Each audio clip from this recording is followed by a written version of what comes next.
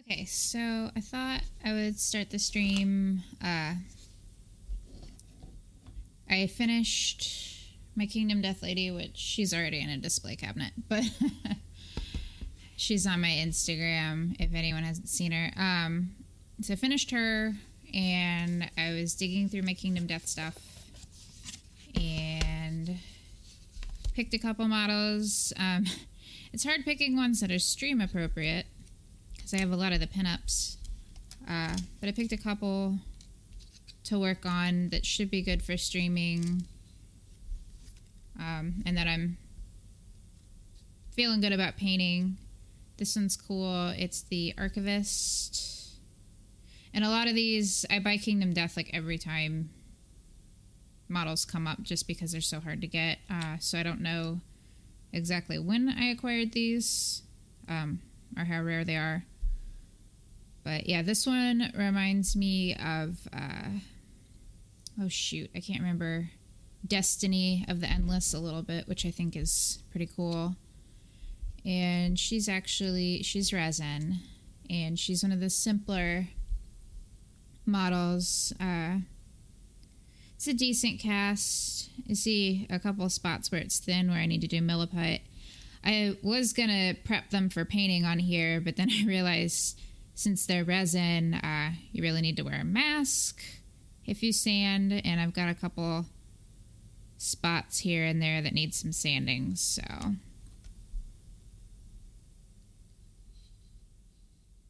yeah, there's a little bit there. It's mostly looking like just spots. The cleanup doesn't look too bad, but there's definitely spots where the resin's a little thin. And like here, a little bit of mold slip. Not too bad, just noticeable mostly on the corner of the bag here. And then she's got a book. Her arms, a little bit of cleanup, but not too bad. So I should be able to get started on her pretty soon. I've got to figure out, she's got this for a base.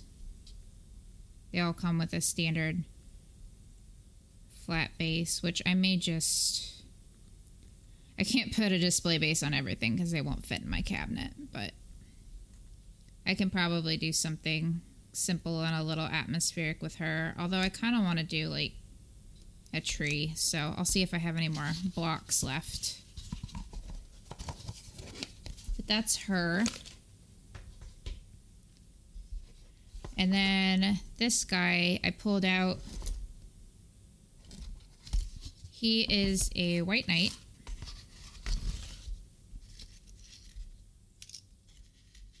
Get to the art cards here. He's a few more pieces.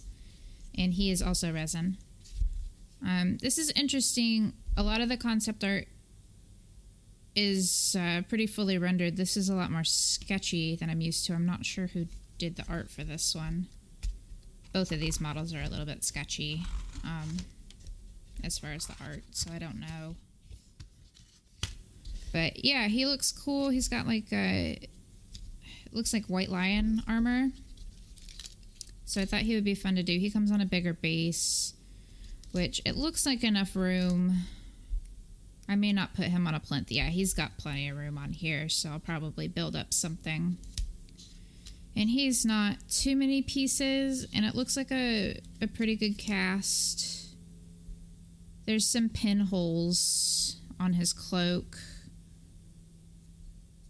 from casting, which I'll fill with milliput.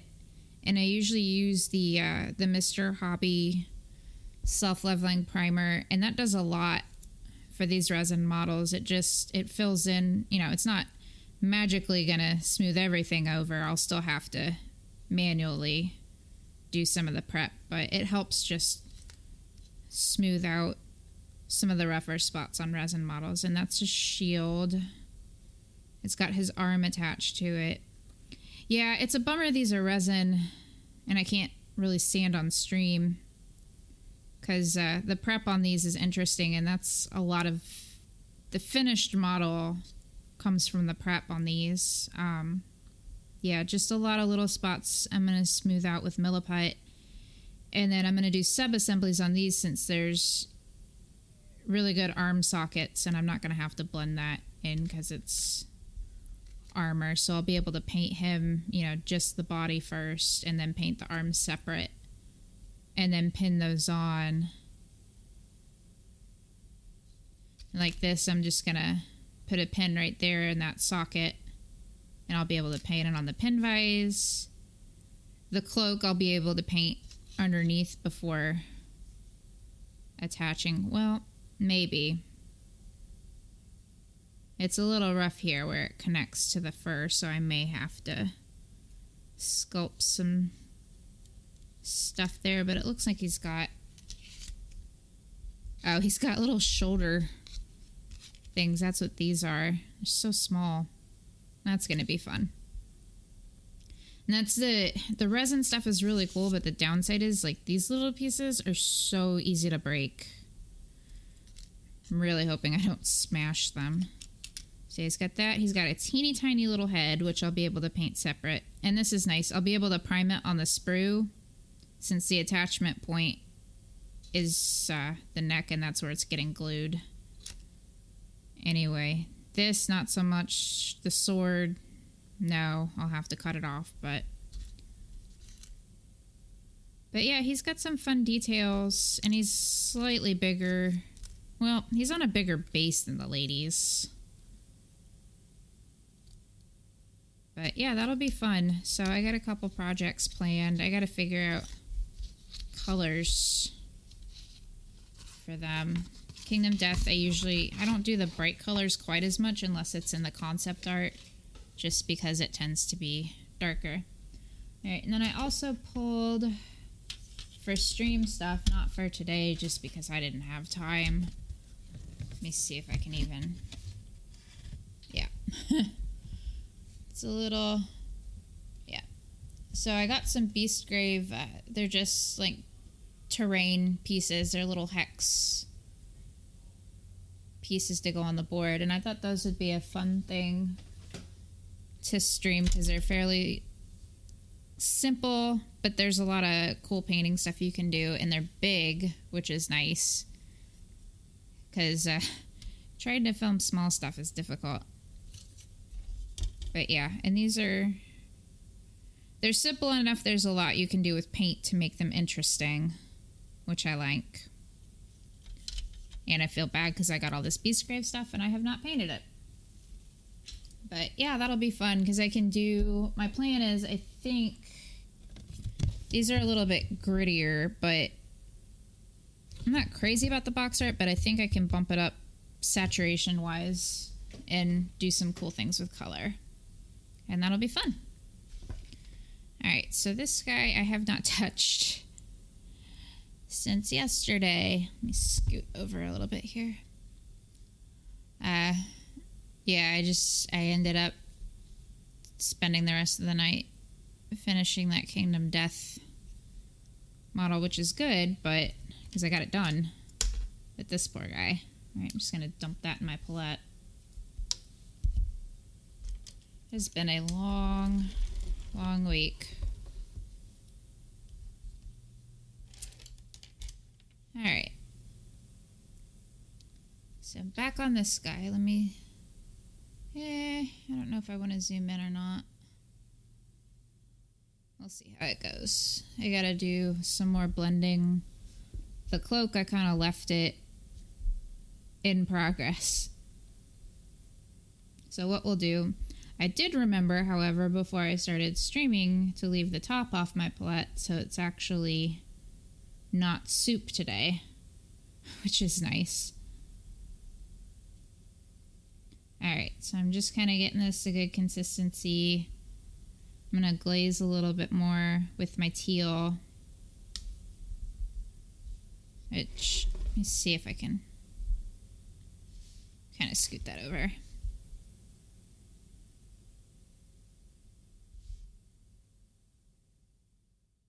There we go.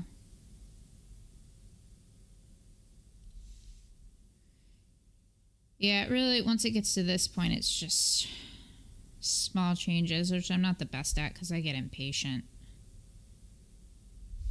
But that already did quite a lot. to blend that together. Yeah, I'm gonna have to grab some more yellow. Used it all up yesterday.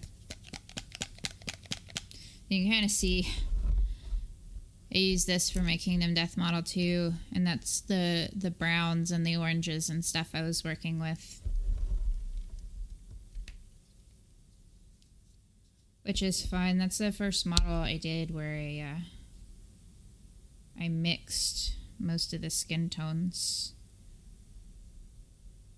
Because I knew I wanted to do like OSL and have her be very orangey and tan. Which, normally if you look at Kingdom Death models, they're a little on the pasty side. Alright, grabbed some yellow.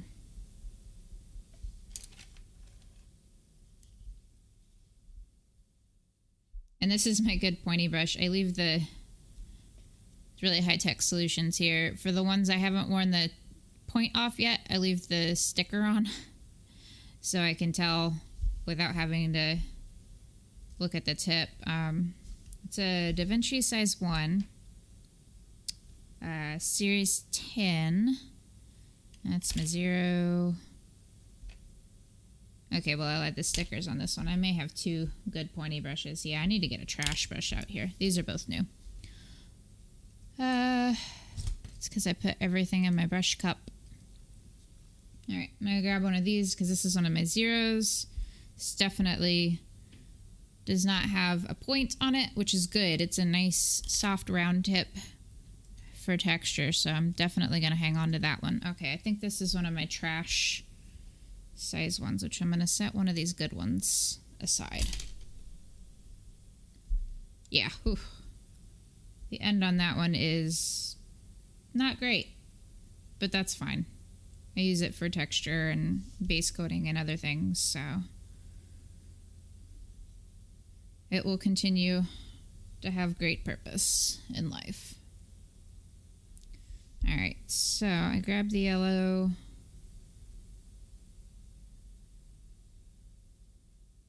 Do this edge highlight here. Alright, and then this leg is a little funky. I'm still going back and forth on what I want it to look like.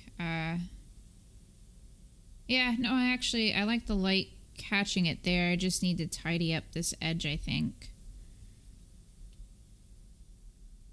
So we'll try the fluffy brush, and if I don't like that, we'll use a pointier brush. But yeah, that's why I like this. Like, even though the tip is pretty well trashed at this point, it gives me really soft transitions.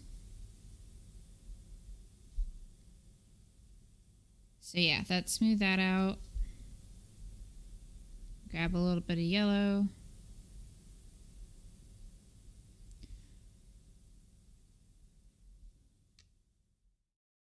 It's like I keep trying to make that yellow happen and it's not happening, so we'll do that.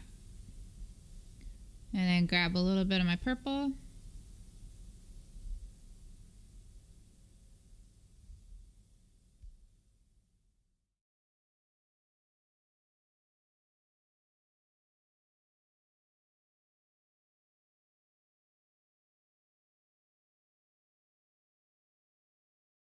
But yeah, you can see how this brush is really nice for softening edges on things.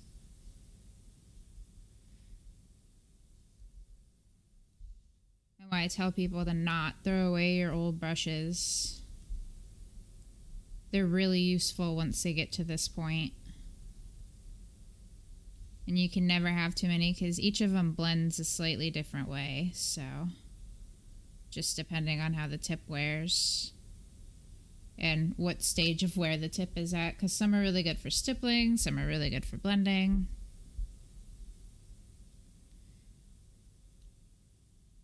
Alright.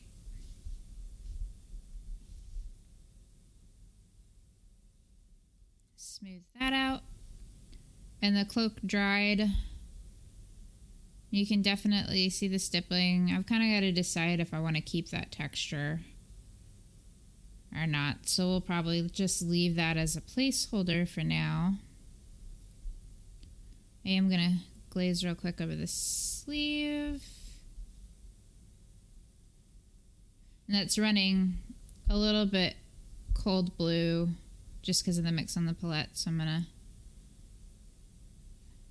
grab a little bit of yellow and smush all that around.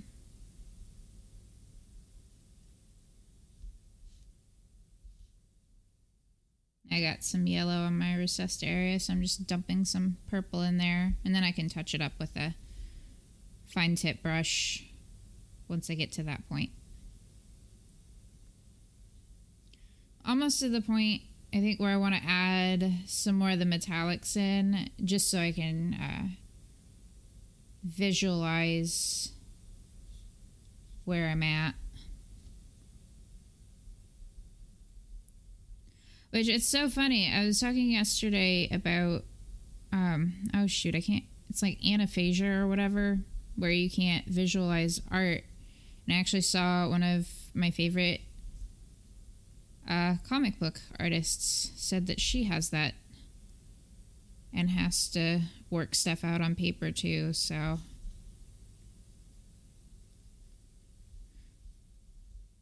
It's just nice seeing after you think your brain is broken, not being able to visualize stuff.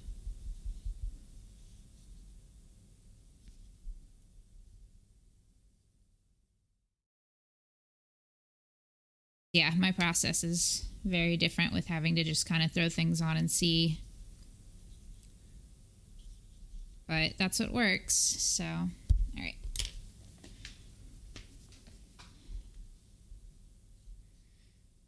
Chairs are always an adventure because my feet never touch the floor, so. Yeah, it's like I need to do the colors. So I need to do the highlights on this brown. It's going to end up being more orange. Like this leg underneath here. Let me get my light going. But, yeah, I think I need to do the metallics to really get a feel for how I want the rest of the colors to kind of develop here. I gotta decide if I want to keep this silver on the leg plate or not. Alright, so switching out for metallics, I'm gonna go ahead and leave the lid off this palette in case I want to switch back to normal paint. Alright, so I got my quarantine cup of water for my metallics. And then I usually just flip my paper towel over, although I haven't used it very much because I actually remembered to swap out before I started painting, so I'm good on that count. And then I'll get my trash palette, which always cracks me up because I've got some of the Turbo Dork stuff in the corner here and it's super sparkly. Okay, so I've got completely separate stuff. The brushes, though, I know people go back and forth as to whether or not you're destroying your brushes with sparkly paint. I haven't seen them noticeably wear faster, so I'm just going to use these brushes and just make sure I rinse them really good when I switch back.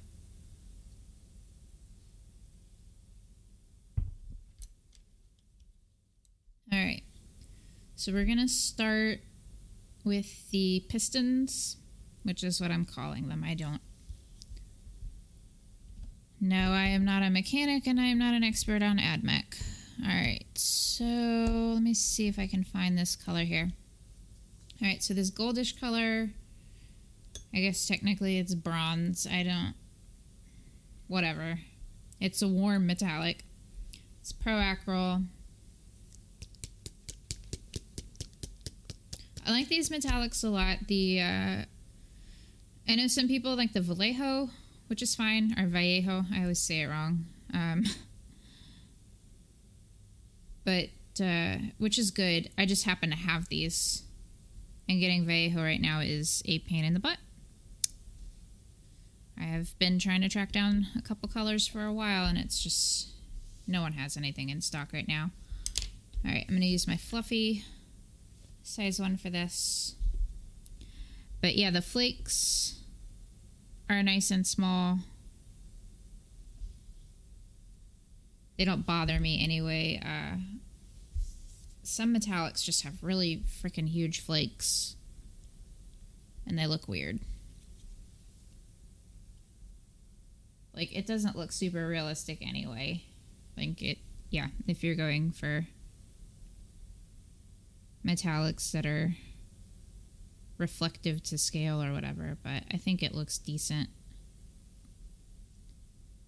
Yeah, the flakes are a good size. They go on smooth. I like the bottles a lot because you get a lot of paint. And they also have an agitator. And even though I am a disaster with paint packaging, the dropper bottles aren't too bad. Like, they get a little crusty on the top, but that's fine.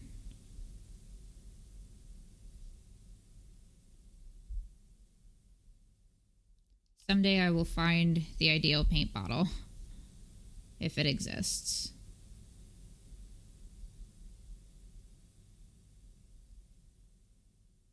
So I'm not too worried about keeping it neat. You know, I'm not going to slop it on, but I'm probably going to have to touch this up later, which is fine. I'm also going to do a wash, so if I don't get all the way in the corners, it shouldn't be a problem, as long as I don't leave a huge gap.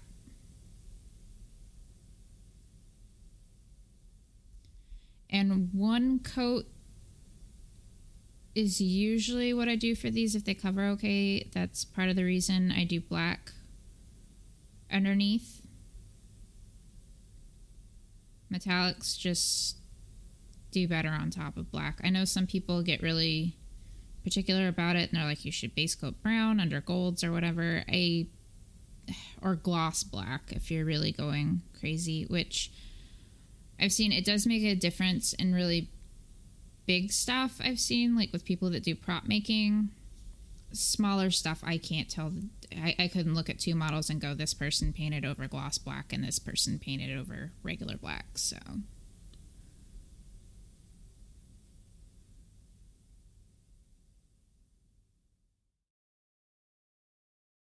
but whatever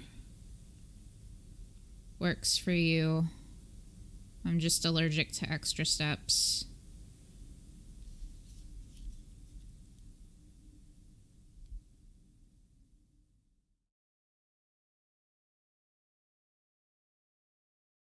With this, I'm roughly following the box art, even though the colors aren't the same.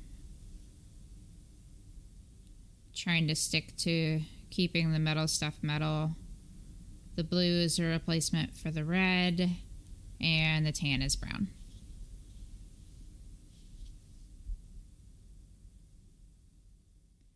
I am going to try and work some orange in here at some point, just because that's what I did with the Tech Priest. And I like just the pop of orange. These cables I'm definitely thinking about doing that with. Alright, I gotta pull up my reference image here real quick on my laptop.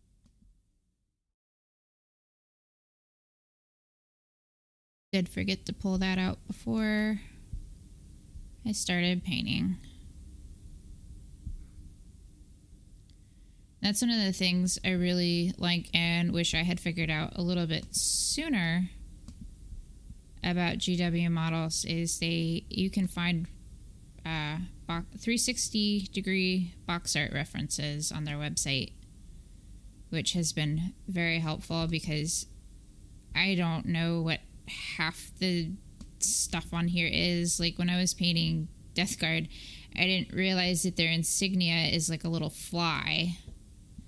I was like, oh, this is just a weird little charmy thing. And then, yeah, it took me way too long to figure that out.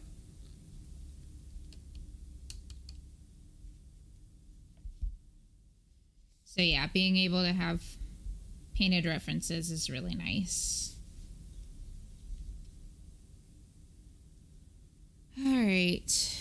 So it looks like on the website, a lot of this is just, okay, well, all the metallics are silver toned.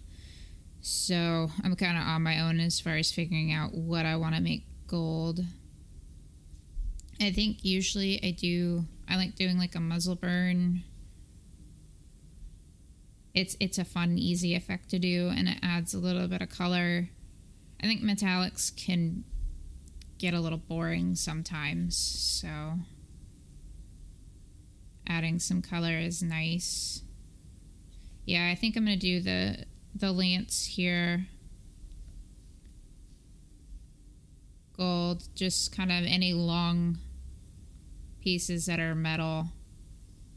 I think keeping that consistent. And that's kind of a lot of how I decide colors, is just like coming up with rules or a framework. So like for this, every long piece is going to be gold, and it creates a visual rhythm. And I think it makes the piece more readable as well. And just kind of breaks it up into easily, visually digestible chunks. Because these models can get really busy, and it's just, you don't even know what you're looking at half the time, just because there's so much crap on them. And as much as I like really fun paint jobs, I think part of the job of the paint is to help you understand what the heck you're even looking at. Alright, I think I'm going to make this little, well, I can make that cap blue, and then the functional part of this can be silver. Yeah, I'll do that. Alright, so if I keep the long pieces gold, I can also do the antennas gold, which is kind of fun. And since they're not load bearing, I try to not, which this is just very much personal taste. Anything that's load bearing, I try to make, or yeah, anything that's not load bearing, I make gold. Anything that's like meant to, be more functional, or a piece that's under a lot of stress, I tend to do silver toned.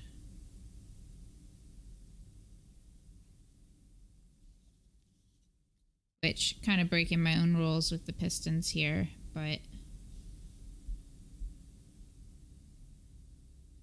I wanted I think the warm metallics go really nicely against the teal, but I think doing all of the metallics a warmer color would ultimately be distracting, so that's why I'm doing kind of mixed colors. I do that, God, the what's a Sigmar army, the Caradron overlords, so much metal on those guys. It takes forever to come up with paint schemes for them, just because I try to not do 10 different shades of metallics, but I also try and use the metallics just to break them up visually by switching between colors, and it gets tricky fast. They're very cool models, but again, just visually they can be kind of a mess if you don't really think about colors. Okay. So yeah, that's kind of fun. We've got, going back to just visual rhythm. Let me get my brush rinsed off here, because if metallics dry on these, I'm going to have a bad time. Okay. So yeah, visually, I've got these long pieces down here, and then I've got, these slightly shorter long pieces here, but then it's echoed through the top of the model here, so it's just, and it makes a triangle, which is always a nice shape. And then you've got these pieces off the back. But yeah, it just kind of makes it fun, and then everything else in the middle is going to be silver. So it gives you some interest without being distracting, because it kind of frames the middle part here, which the guy operating it is going to be the focal point. So just things to think about when planning. It's like, again, I can't plan too far ahead, but a lot of this I'm able to work out just because things kind of have to work out a certain way. And some of that's just experience and practice and things I picked up in art classes. Which, it's so funny. The last teacher I had, I really liked her. I learned a lot in that class, especially like thumbnails. I never really like got into doing thumbnails, and she really got me into doing thumbnails and appreciating how good they are for planning things out.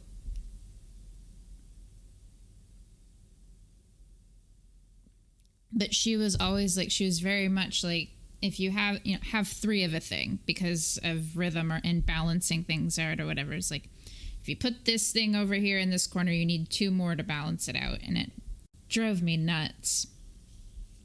Because I'm like, what if I don't want to put 3 of this?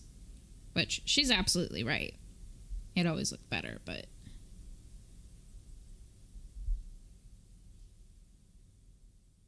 it can be a little exhausting to try and keep track of all that. All right, I need to drill these out, it looks like, since they're exhaust ports. Let me get my light. Oop.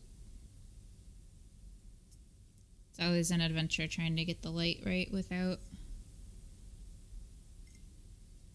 getting in the way. There we go. That's good. Lift it. Trick is not shining it into the camera or my eyes. So yeah, the exhaust ports here I need to drill out because they're not exhausting anything currently. And then I've got these little, can't even see right now because they're just brown. But yeah, those I need to drill out because apparently those are guns or lasers or something.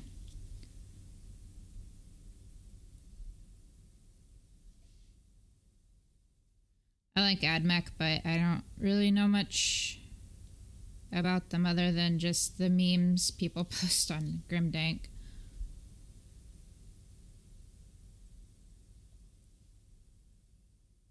Which, who doesn't love a good toaster meme?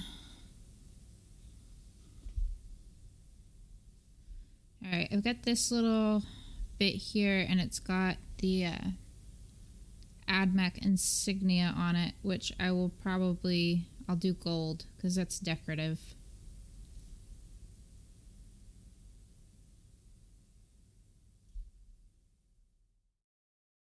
Sure if that's a hatch or a butt plug, which also there's a lot of stuff hanging off the back end of this guy. Not really sure what the function of any of it is supposed to be. Hi.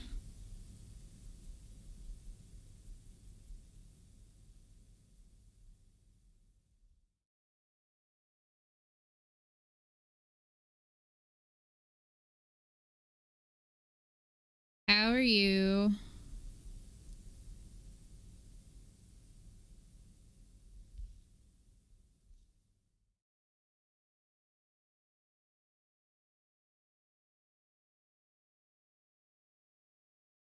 Alright, yeah, I may do this cowling gold here just to contrast, but I'm gonna let that dry first. And this, I'm just gonna use the side of the brush and get the top of it, because I'd put a wash on it to get these recessed areas black, and it's like, why shove paint in there if I'm just gonna cover it in black anyway? So just gonna save myself a step there.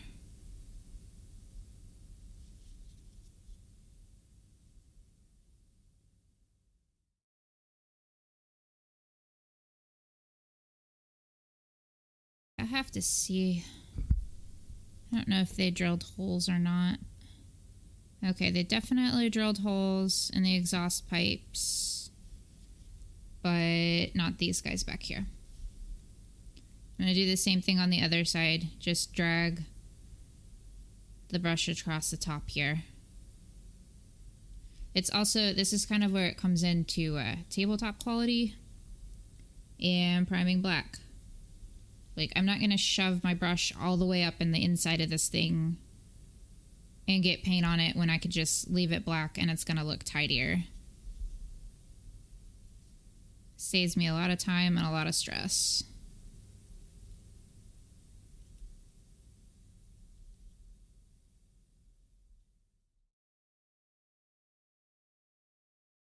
All right, and this is pretty dark. I'm going to come back and do highlights. So yeah, you can see underneath, like you can't even tell that I didn't go in and paint that because it's going to be dark in there anyway.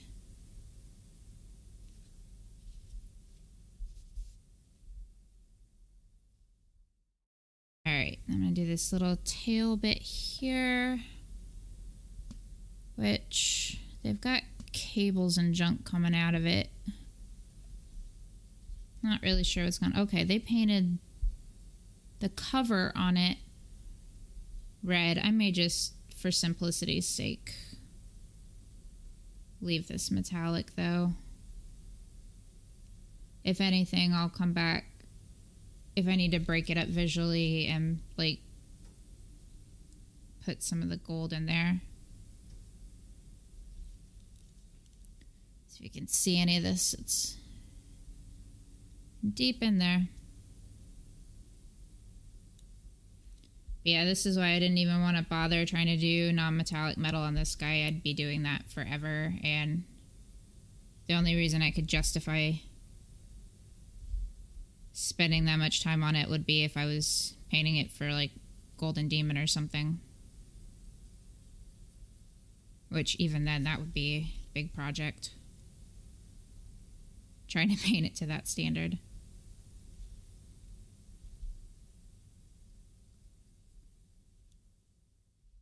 Which I do still have my big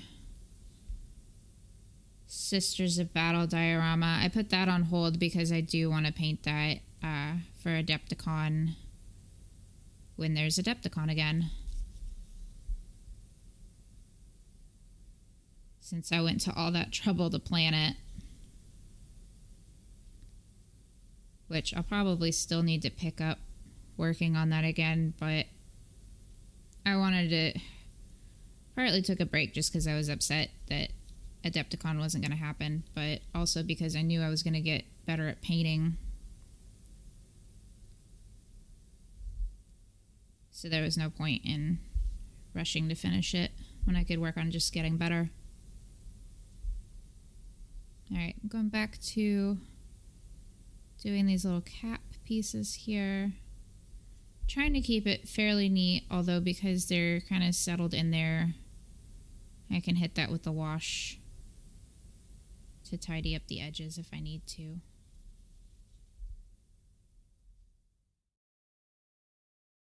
But yeah, I like starting with a fairly dark metallic, then doing a black wash, and then coming back and kind of dry brushing my highlights.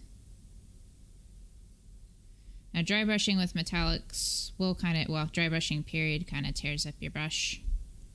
But, so I just don't use my good brush for that. Alright, and this I haven't diluted so far, but it's been sitting here for a minute, so it's starting to dry up a bit.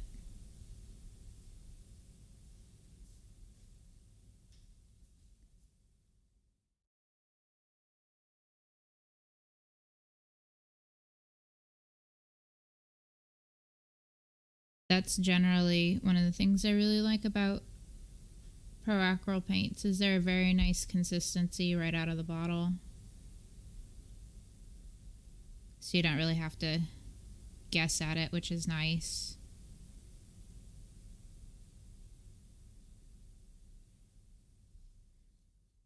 That was one of the things that probably took me the longest time to really understand, was just paint consistency, because people talk about it like there's one consistent paint consistency, and once you learn what that is, it works for everything, and it's every color is different, each brand is different.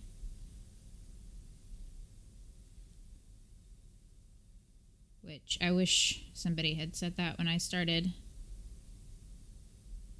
That has saved me a lot of time and frustration.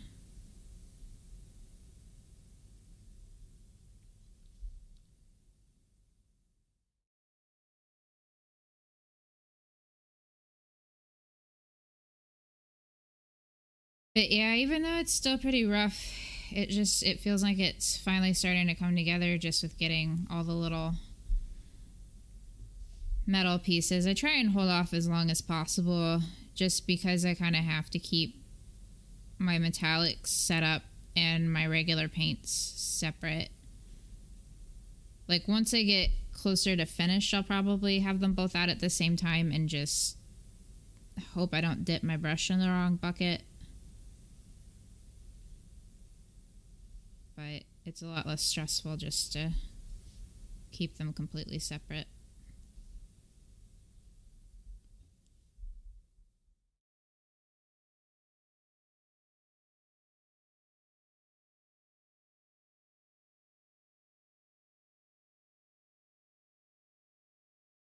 But yeah, again, trying to keep it as neat as possible. I'm not done with like the other colors yet, so if I get a little messy, I can go back and cover up the metallic. But at the same time, I don't have to go all the way to the edges because I'm going to use a wash. So I'm not using my super pony brush. This is my fluffy kind of trash brush. Using the edge of the brush helps a lot instead of trying to use the point. And again, I'm not going straight to the edge. It's also good using my not super pointy brush. That way, if the paint starts to dry out a little bit, I'm not ruining my nice brush. All right, I'm trying to see what color. Okay, it looks like these are the leg color on that model. I don't know if I want to start painting the inside of the top here yet. I've kind of got to figure out order of operations. So I've got, this model's so tricky. I've got this guy just buried in here, although I think, yeah, his legs are just capped into this thing. I think I might make those gold. Yeah, I'm gonna make those gold. I think that'll be cool.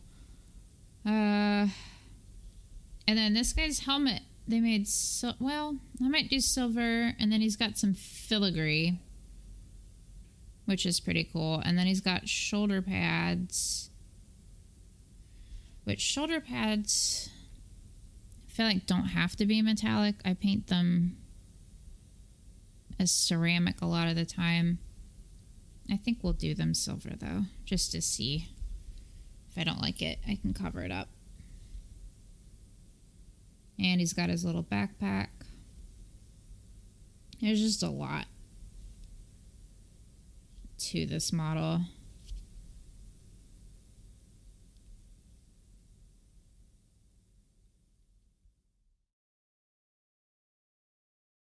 Oh yeah, I can get the rest of the lance too. But yeah, this isn't, if it gets covered up while I'm doing other stuff, that's fine. This is more just to kind of help me visualize.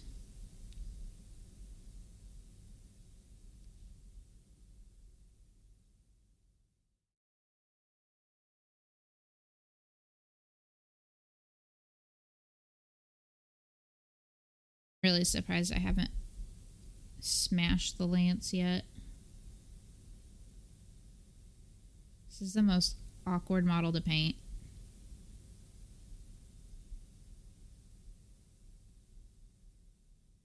It's like I really want to get it on the base so it'll stop flopping around, but the base is going to be even harder to hold on to. Alright, got a little bit there from cleaning the model that got primed into the paint.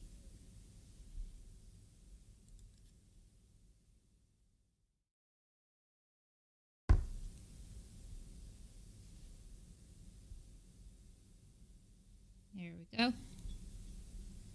Alright, let's see what's going on with the lance.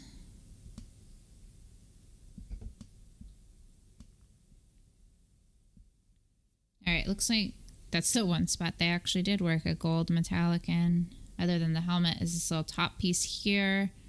Alright, underneath. Okay, that's a power weapon. So I'm going to get to put my orange in there. I think the bottom half of this, though, I'm going to paint silver. Now, with the tubing or whatever, I treat it like it's like, I don't know, it's supposed to be like Romex cable, maybe. I usually hit that a little harder with the wash because I like that to read more as black, but I still want that hint of metallic to it because even if it's like metallic that's like powder coated or painted black, the edges would wear off. So it'll still be a little shiny.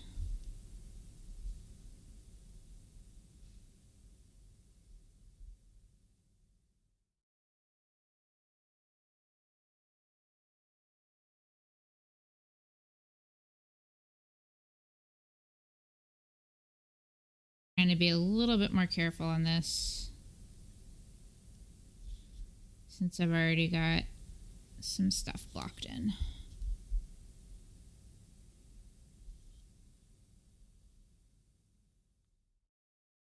Alright, let's see if his backpack might be yellow. Not yellow, metallic. It is Friday. Okay, yeah, the backpack I might just say screw it and dump some silver on there because, yeah, trying to... And I knew that putting this together, it was going to be an absolute pain because he is just wedged in there. But, so I was going to leave him separate. And it was going to be great, and I was going to be able to paint him and then just kind of gently set him down on this. Well, unfortunately, the way this is modeled, he fits exactly in this seat. So if you try and cram him in later, it doesn't work. I actually had to break his legs off, which I'm really glad I checked the fit before priming the whole thing. I would have been really mad if I'd found that out later. But yeah, I had to break his legs off to get him back in this seat, which was not really good for sub-assemblies. And that's kind of when I was just like, fine, I'm going to put the whole thing together. Hate myself later when I can't reach stuff, but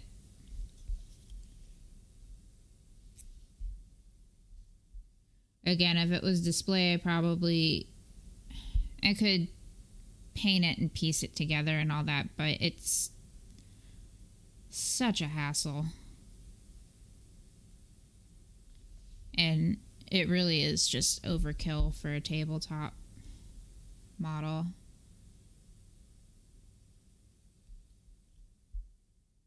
Because the amount it would increase my reach to like paint his backpack. Like I would love to do like a little free-handed thing on his backpack display, but it's covered by all this crap. I'm literally the only person that would even know it was there, so.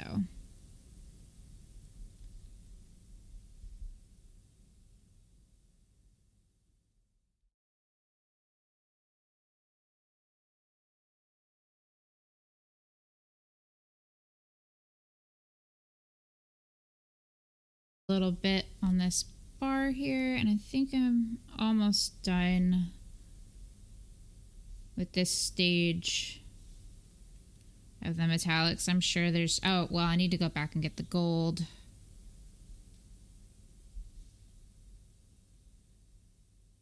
Can use my pointy brush and get that. Okay, yeah, I'll need a smaller brush to get some of the rest here. The handles I'm gonna leave. Yeah, I think the rest... Well, let me see with this front bar. Okay, yeah, that's metal too. I'm gonna go ahead and sketch that in. If I get stray paint marks on it, no big deal. But that'll help me kind of visualize.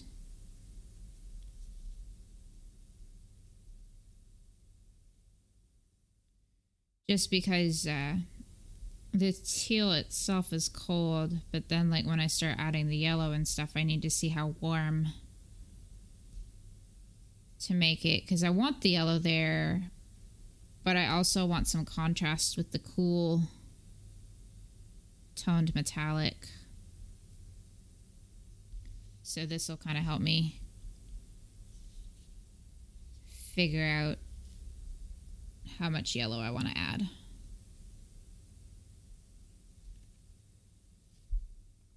But yeah, I'm reaching the end of the workable time with this metallic. It's been on the palette for a minute here.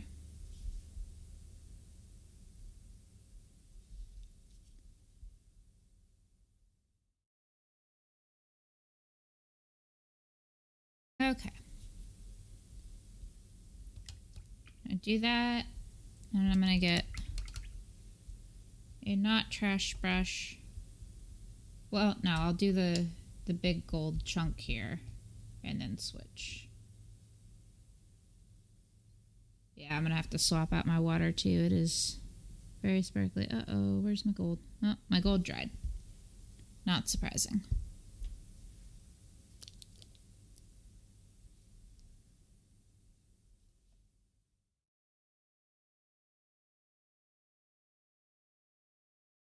Alright, so we're gonna get these little leg stubs here.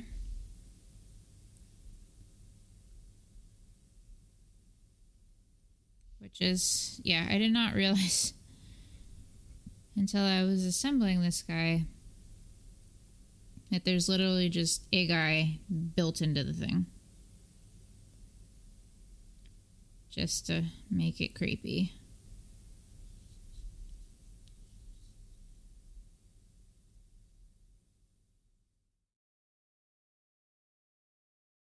Alright, and again, like, I'm gonna try and get the inside of this, but I'm not gonna stress about it too much because A, it's painted black, and B, like, you're only gonna be able to see, you know, even if you pick it up, the base is gonna be blocking your view, so you're not really even gonna be able to see very much of the inside here. Now, obviously, like, once I get the base on, I'm going to turn it upside down and, you know, check to make sure everything looks all right, but you'd definitely be surprised at how much of the model you can't see once you get the base on.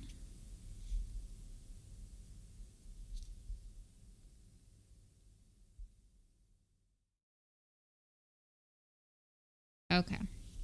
So yeah, that just gives it, I'm going to do a highlight too, but that just gives it kind of a cool little pop of color there. And it draws your attention to the fact that there's a guy hanging out inside the thing. And it's kind of, you know, you still don't want to distract from the guy on top here, but that just kind of visually directs you to discover that detail. Alright, I've got this brush. I've got a Winsor & Newton size 0 that's not quite a trash brush, but it's definitely got a finer point. I'm going to try that first to get some of these smaller areas. So first I've got the little AdMech insignia on the back here.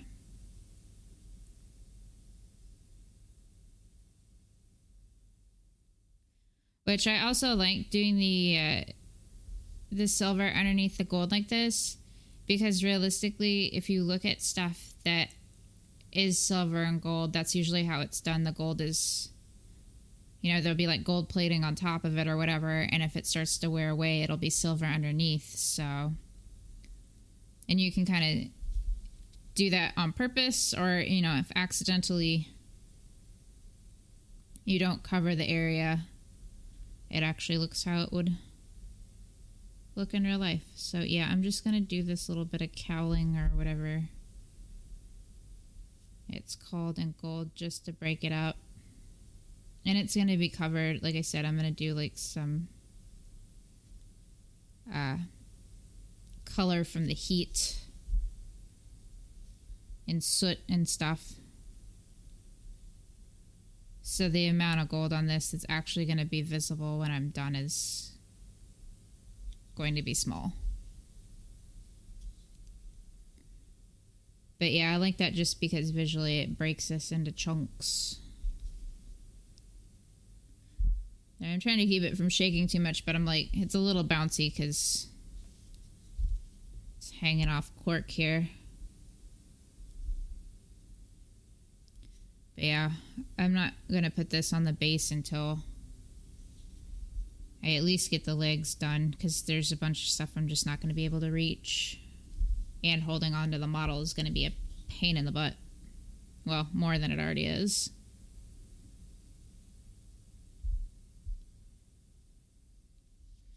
Okay. So yeah, not like super noticeable. It will be once I get the shading on the metallics. Alright. Trying to remember if there's any more gold I want to do at this stage. There's like the filigree and stuff, but I'm not doing his hat yet.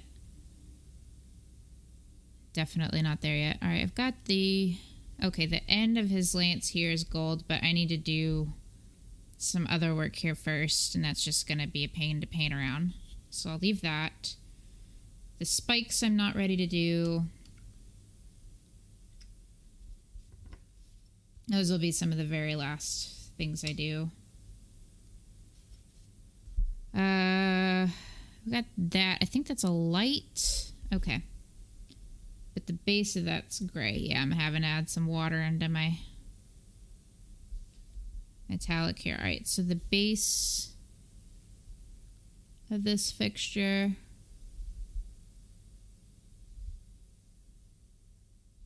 is silver.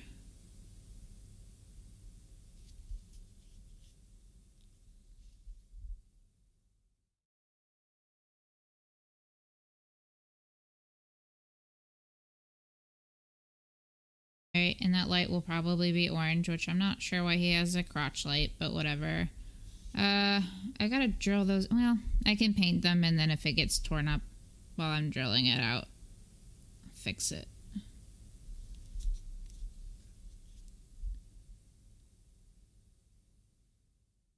It should be fine. I may just paint the hole on here depending. It's so small.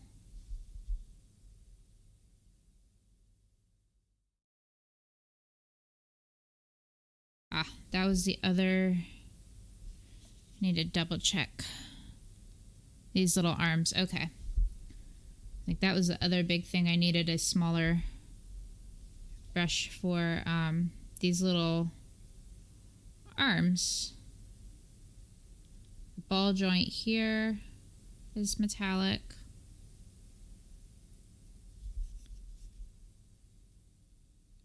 I'm trying to be pretty careful with that. Then this one I haven't roughed in the teal yet, but that's fine. I'll just be careful. And again, like if I get a little messy with painting it, yeah, I'll have to touch it up, but it's not the end of the world. I think some people get a little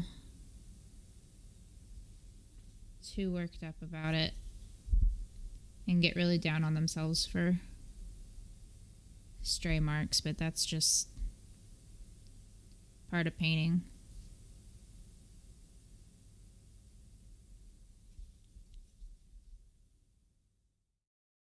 It's really, at this point, I don't worry too much about it. You know, I try and keep it from being completely sloppy, but I really don't worry too much about it until I've finalized things a little bit more. This is still a very sketchy stage. And that way I'm not stressing about keeping it neat. I'm just painting. Alright, so it looks like I'm actually... Okay, so this guy is bareheaded. And then he's got a bunch of metal on top. That is going to be an absolute pain in the butt to paint. Yeah, I'm not doing that on stream because holy crap. Yeah, he's got like a mask. This guy, he's got... Yeah, he's all connected in there. Trying to figure out... Yeah, I may have to look at that later with like a magnifying glass or something and see if he's wearing like a metal... It almost looks like he's wearing a metal vest. Well, I guess I can paint it metal, and then if it's not... But yeah, he's... Let's see if we can even see that. Whew. Okay. This is so small. Okay. So yeah, he's got all that crap on his head. And then he's just got couplings down his back. And then it looks like he's just got a metal shirt on, I guess. Which, alrighty. Again, would have been much easier to paint in pieces, but unfortunately the way the assembly is on this guy, it just wasn't really feasible, and I was going to get very aggravated trying to piece things together. Alright, yeah, I'm not even... Well, I might do the very... Oh, it's not on camera. So... I did painted these little bits here and then just kind of gently touch the outside edge of that one in the back, but I'm not trying to even paint that whole thing because screw that.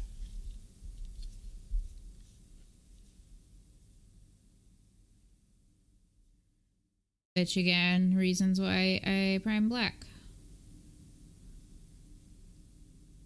Just because this is a pain in the butt. Alright, so there's that last one in there, which, holy crap, it's so much bigger on camera. But yeah, I'm just going to gently drop some paint in there, and then, you know, the black takes care of the rest. Like, the rest of him is still going to be a pain, but that helps. Alright, and I'm going to do the outside edge of this leg panel here, which I'm still going back and forth if I want to keep this silver or not.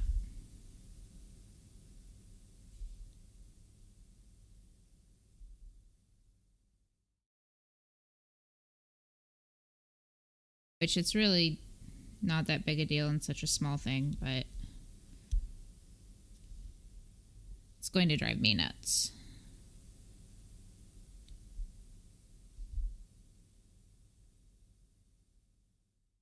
If I'm gonna mix metallics though, I like alternating them just to visually break up a model.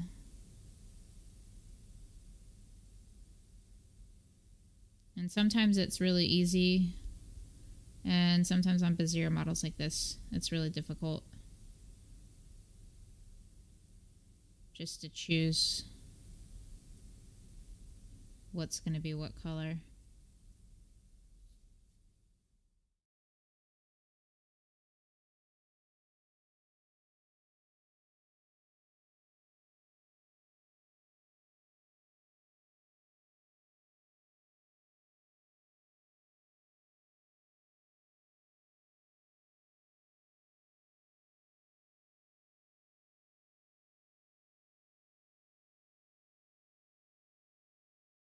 Alright, get to the tricky part.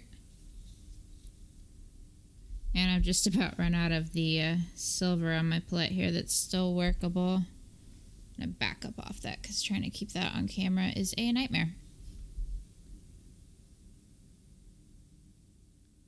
So I tried to pick some simpler, bigger stuff to stream next week. I have the hardest time trying to keep stuff on camera and do super tiny details.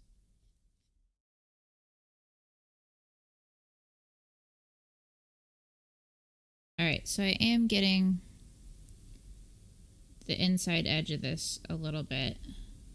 But again, my rule of thumb, especially since I went to the trouble of priming black, like if I can't reach it easily, I would rather leave it black. It's gonna look better than me just slopping paint in there.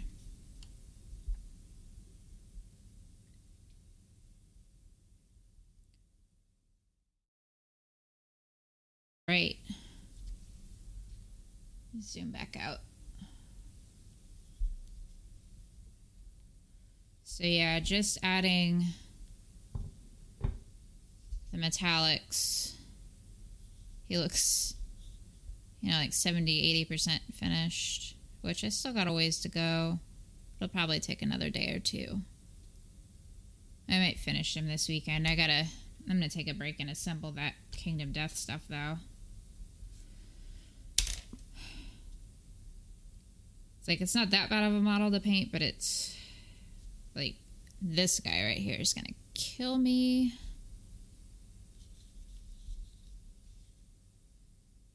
And I got the whole back half here.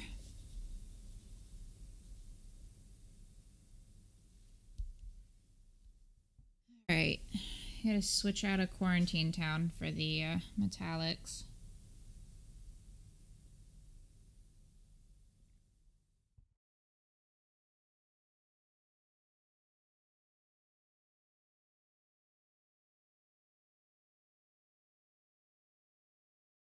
Which also, I learned the hard way to not use a paint cup I want to reuse for the metallics because the particulate set. So this is literally just like super cheap solo cup. Alright, also all my metallics, I'm going to flip that so I don't get flakes into my paint.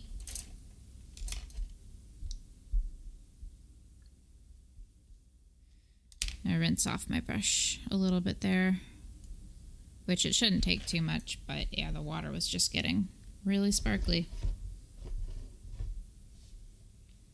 All right. So yeah, feeling a lot better about being able to make informed color choices now that I've got a bit more of that blocked out. All right.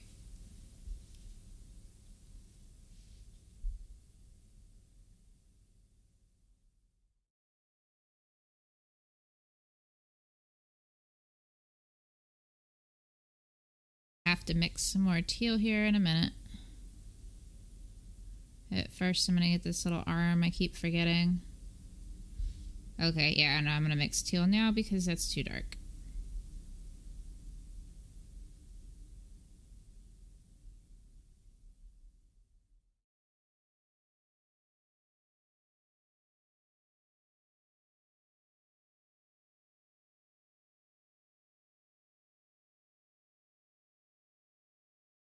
Is that on camera? It is not.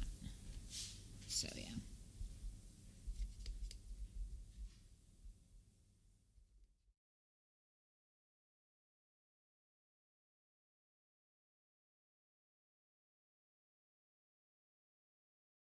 Yeah, this is a little bit bright.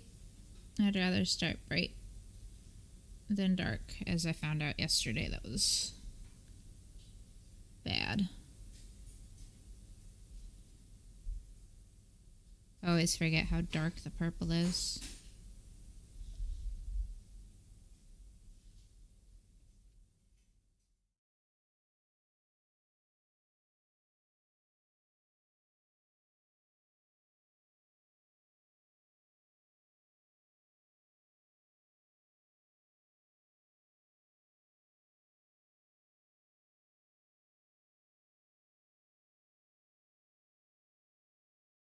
These little praying mantis arms, which I'm not sure.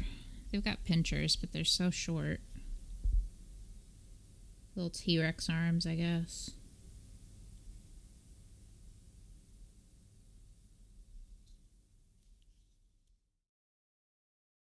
Right. Yeah, I'm getting down to where I need to have all the rest of the blue blocked out, which I think I've got most of it on. Which I can go ahead and do like a second coat on that.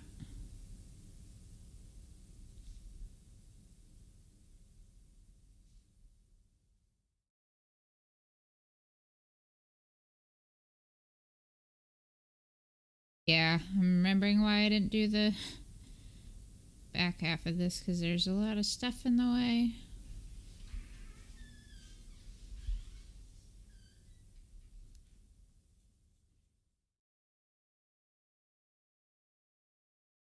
I mixed that a little thin just because I wanted to go into the treads here. Even though I'll probably do a purple wash here. Oh yeah, there's metal things that I forgot. I don't know if you can see. Let me get the extra paint off my brush here real quick.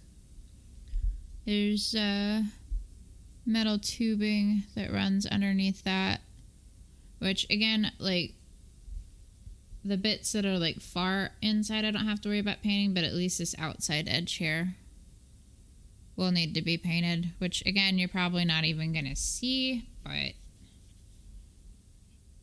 it's high up enough on the model that it should probably throw a little paint on it. Alright, I'm gonna paint these cables orange, partly so I don't forget and partly just so I can start working orange into the model and seeing how that's gonna look with everything else. Which if orange doesn't work, I tend to just put hazard stripes on all my cables. I also like red for cabling a lot. I very rarely do black just because it's like the cable's there. It's a cool detail. You might as well draw attention to it. Which is not super realistic.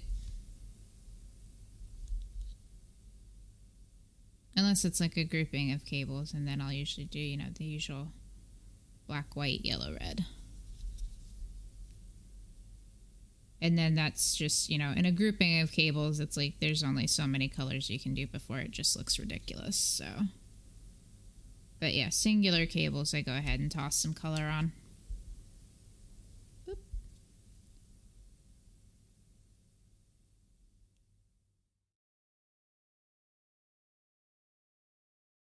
Yeah, that'll need a couple coats, and that's more because it's been sitting on the palette for a bit.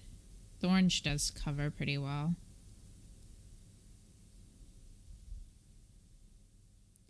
But yeah, that just, it's a small thing, but I think it adds a lot.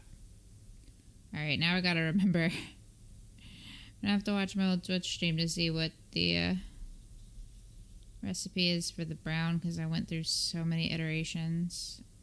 It looks like just my purple and orange mix though, so. And then this is a little heavier on the orange. So what I'm gonna do,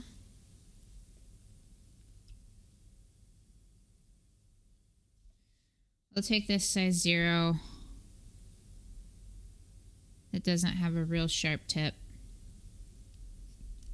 And I'm just gonna start, let me move my chair up a little bit. I'm just gonna start sketching some highlights.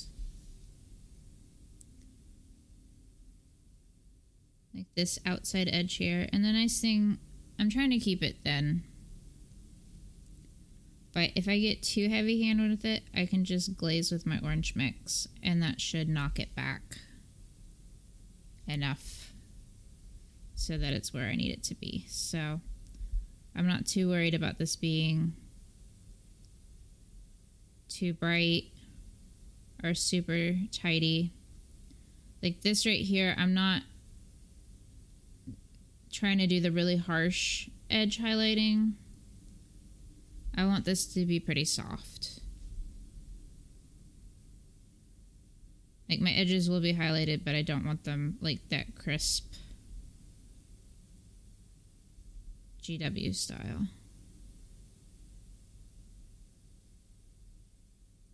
And I'll do like some directional stuff with brush strokes too, just to add some texture.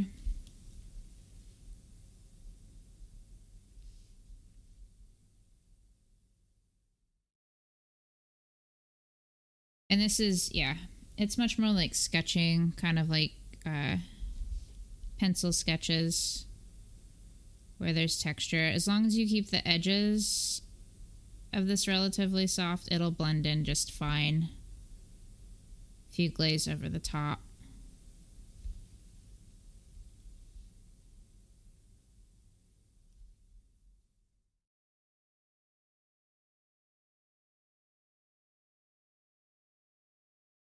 You go a little stronger on the edges.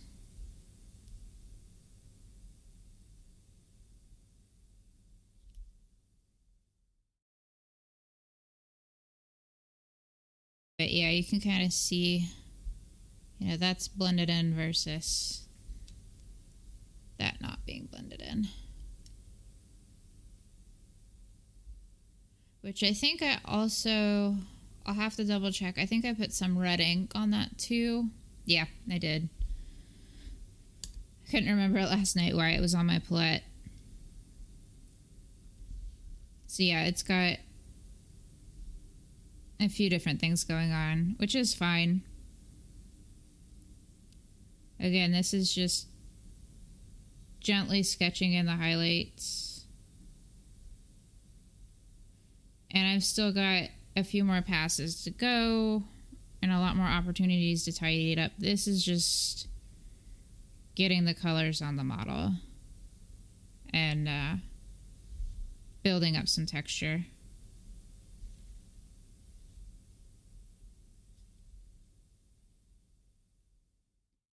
Which this is really my favorite stage of painting. Just because, you know, you're not slopping the paint on, but you're definitely just kind of playing around with it, throwing stuff on. And as long as you're not leaving like super hard edges, it all blends out.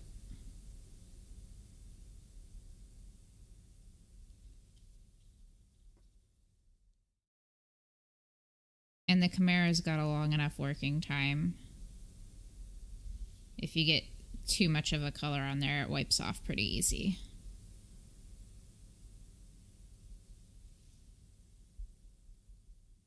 Alright, yeah, the back side I'll have to mix. It looks like I did a flesh tone almost. But I'll go ahead and I'll let that dry for a minute and get some more orange.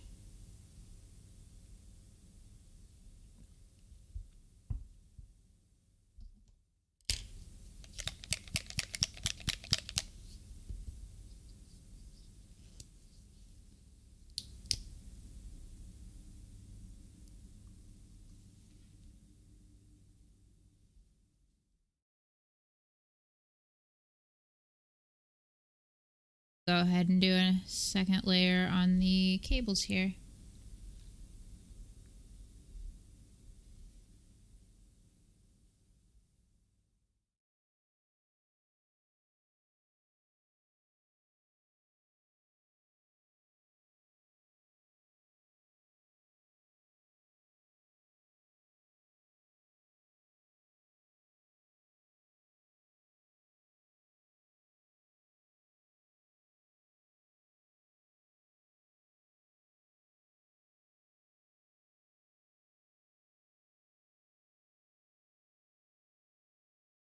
Yeah, I'll probably need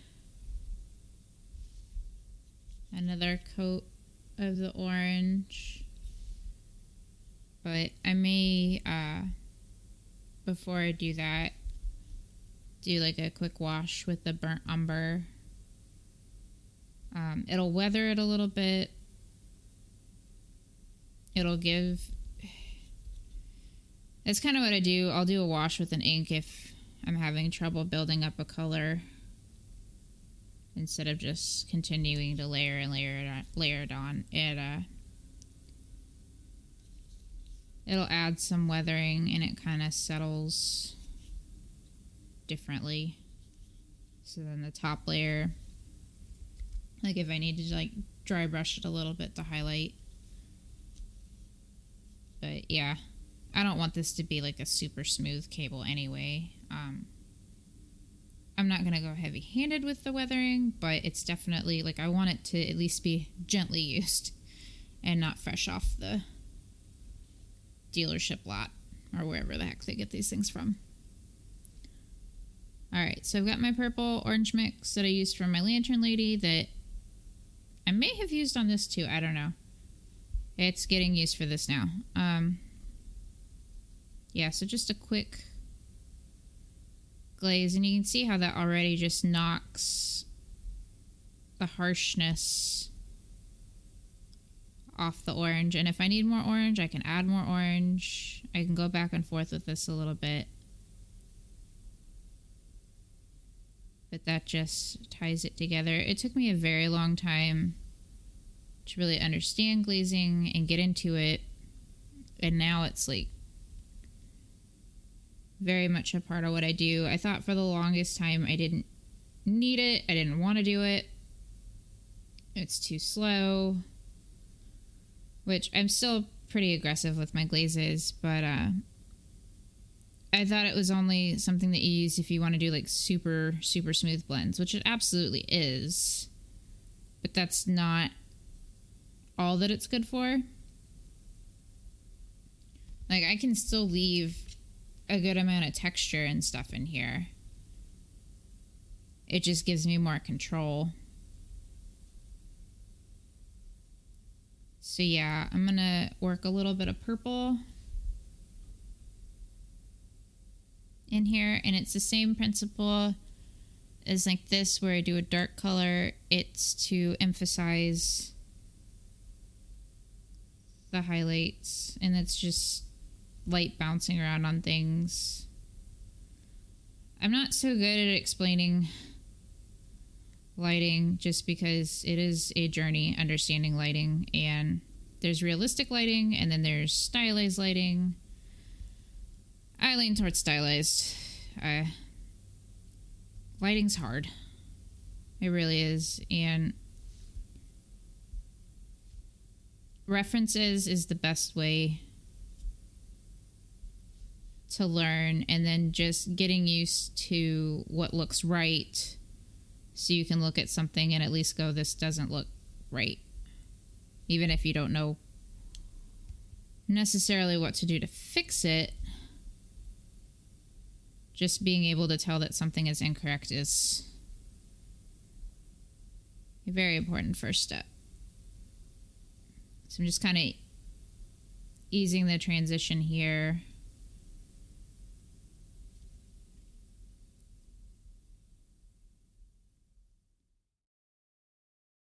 But yeah, that's not even going to visually like read as purple,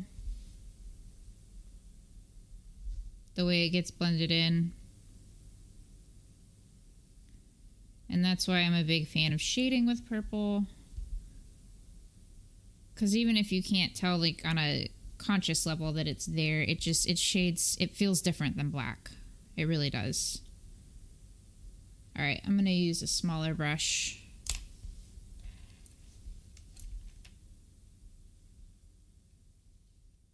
Just because I do want a little bit more precise edge highlighting on some of this, which it's still going to get blended out, but it's such a small area. But yeah, this is kind of fun with these legs, just depending on, there's so much you can do with texture. You can do really scratchy marks and get really into it.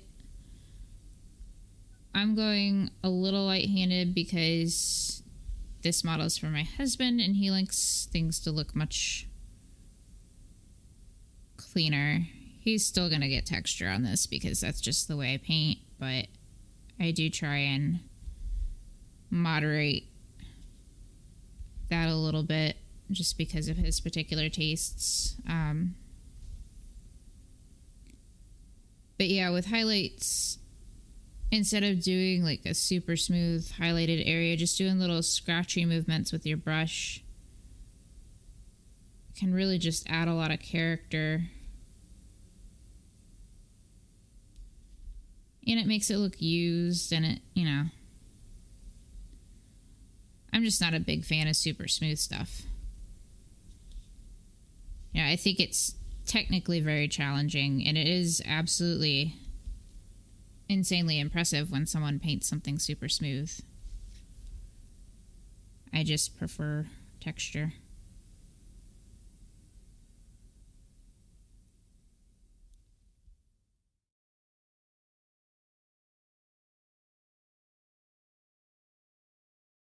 But yeah, I'm just, you know, I'm going to soften the transition, but I still want that fairly bright orange edge. And part of that is just highlights, but it's also, if you look at stuff that's been painted with like heavy duty enamel paint, and the edges are always going to just, they'll be bleached by the sun, and the paint will just kind of wear lighter around the edges.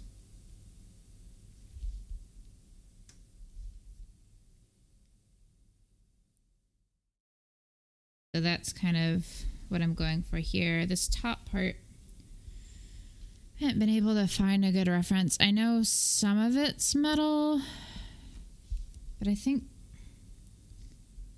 yeah. Okay. I think I figured out what I'm going to do here.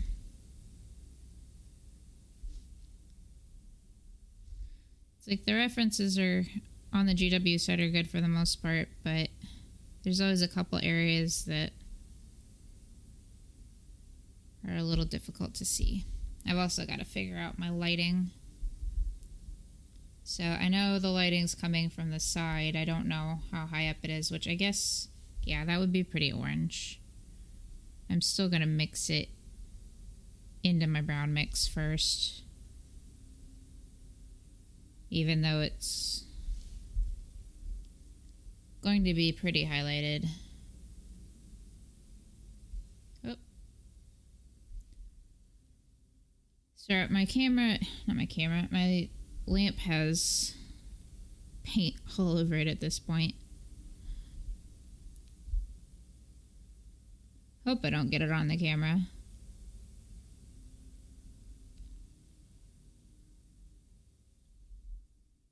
Alright, so yeah, I mixed a healthy bit of orange into my brown mix. I'm just hitting the top here. The back side is going to be different. So yeah, I think that, yeah, I haven't figured out how dark I want the back yet is the problem. I think that's going to be a problem for future me though. I got enough to work on this side.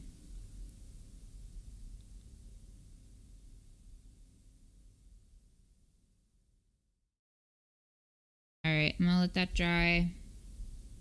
And then I'm going to hit that with another glaze of the orange and purple just to kind of get that back down. I might do the red too, because the red really did a lot tonally to that. I'm going to stick some orange in here too.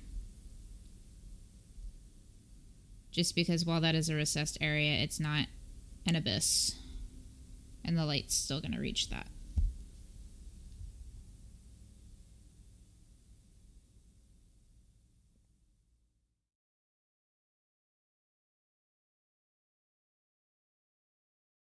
Just this guy out back doing donuts with a tractor because they're grading forever and ever and ever and ever.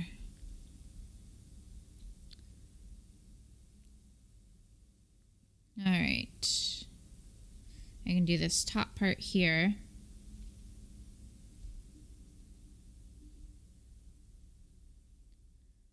Which, yeah, I'm gonna mix the orange into my brown mix a little bit there, just to do the first pass on here.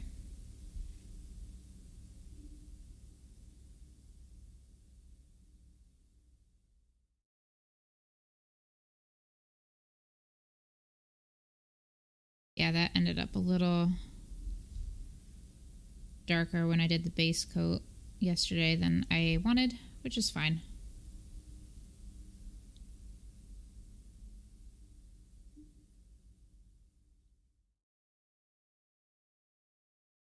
Yeah, it's gonna take a couple layers to build that up where I want it, which is fine.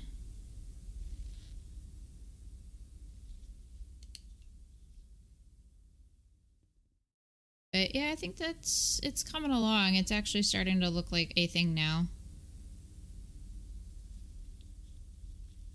I'm pretty happy with the brown. It still reads visually as orange, but yeah, I was thinking it needed to be lighter, but I think making it darker was the right way to go. Which it still is very saturated. And I couldn't have done it that saturated if I'd gone lighter. But yeah, blue and orange is such a fun color combination, and it doesn't have to be like this shade of orange to still be visually interesting. But yeah, I really like how the gold and the silver play off of it differently.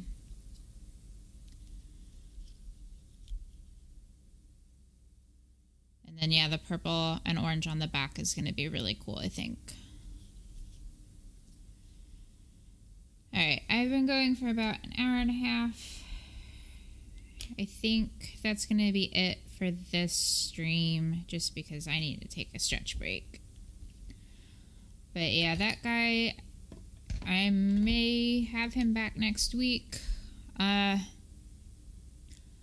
going to put the Kingdom Death stuff together and the Beast Grave. But yeah, I may end up finishing this guy because